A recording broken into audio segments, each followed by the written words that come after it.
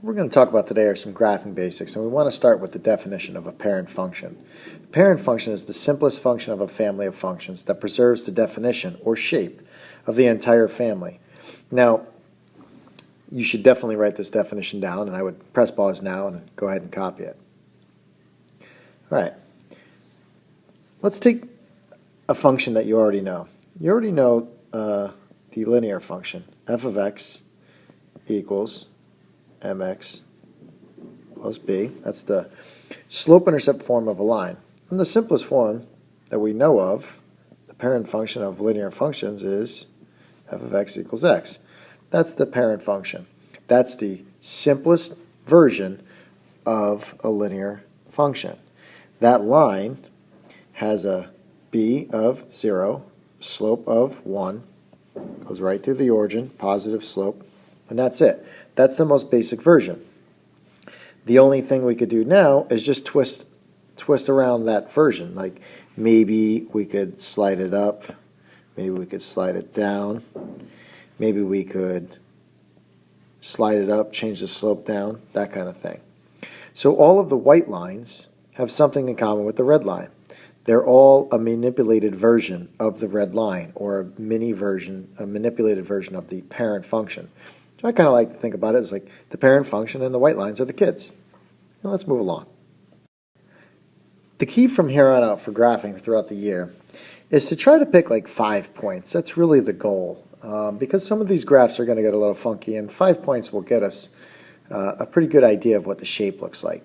Now the parent function we want to focus on today is the absolute value function.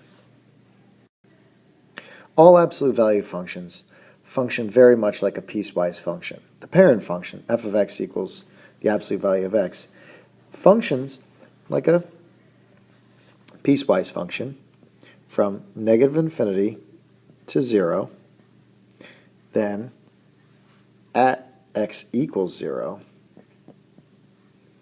and then from 0 on to positive infinity. It's a pattern that it follows. Now all versions of this parent function also follow a similar pattern, but their domains change. So what I've set up for you is a little table of values, and what we need to do is evaluate f of x for each of the given values of x. So take the first one, for example, f of negative 4. When we place negative 4 into the function, we have the absolute value of negative 4, and the distance from negative 4 on the number line is positive 4. The absolute value of negative 2 is 2. The absolute value of 0 is simply 0. The absolute value of positive 2 is 2. And the absolute value of positive 4 is 4. So, what we're going to do is take those values and place them on the graph. So, negative 4 fours, 1, 2, 3, 4, 1, 2, 3, 4 up, right there. Negative 2 is over 2 to the left, up 2. 0, 0 is right at the origin. 2, 2 is to the right 2 and up 2. And 4, 4 is to the right 4 and up 4. Now what we'll do is connect these dots. And I think you'll have a better understanding of that piecewise function that I was talking about. Now let's take a look. From that domain of negative infinity to 0, from that negative infinity to 0, that's right here, right? It's coming down, and then right at 0, it's at a bottom, or a minimum, and then from 0 to positive infinity, we got this leg up over here. And that's how all absolute value functions work, or are how they are defined.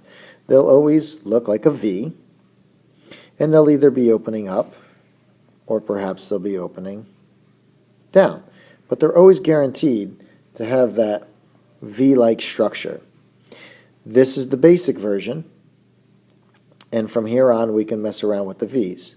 And I just want you to think about, what could we do? Well, we could make them open up or down, as I just said, right?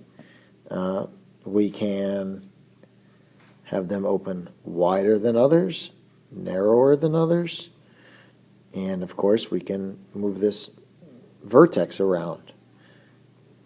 Let's take a look around and try a few of these. I'm going to do another one with you step by step, and then from here on out, the rest of these you're going to finish up for homework and bring them into class tomorrow. We'll talk about some stuff tomorrow in class. So we have this function here now. F of x is equal to the absolute value of x plus 2. So now we've got to be careful. When we substitute that negative 4 in, that's going to be, f of negative 4 is going to be, and excuse my negative 4, is going to be the absolute value of negative 4 plus 2, which is negative 2, absolute value of it, which is 2. So that's 2. The rest I'm going to just talk this out loud. All right, and this should be a negative 2 here. Negative 2 plus 2 is 0. The absolute value of 0 is 0. 0 plus 2 is 2, and the absolute value of 2 is 2. 2 plus 2 is 4. The absolute value of that is 4. And 4 plus 2 is 6, and the absolute value of 6 is 6. So now, I'm going to grab my graph, and let me just clean this up for a second. All right, negative 4, 2 is going to be 4 to the left, 2 up. And negative 2, 0 is going to be right here. 0, 2 is right there. 2, 4, right there. 4, 6, way up here. And when we connect these lines, what do we have? We still have our absolute value function, but it's a little bit off the mark. So, interesting food for thought questions for tomorrow. So for homework tonight, what I want you to do is I want you to evaluate the 1, 2, 3, 4 functions using this same table of values. And then you should have some graph paper from when I gave you some graph paper quite a few classes back. You should have plenty of graph paper to be able to graph all of these functions. If you don't have graph paper, just some blank paper with a rough sketch of these 4 absolute value functions. And the last one I would like for you to evaluate is this one. F of x equals x squared for the given values here, and also have that sketch. So altogether, we should have in our notes for tomorrow the definition of what a parent function is, a little bit of an understanding of how to graph absolute values, and the 5 different functions that I've given you, the absolute value and the parabola one here.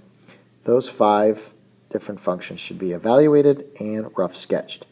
See you next class.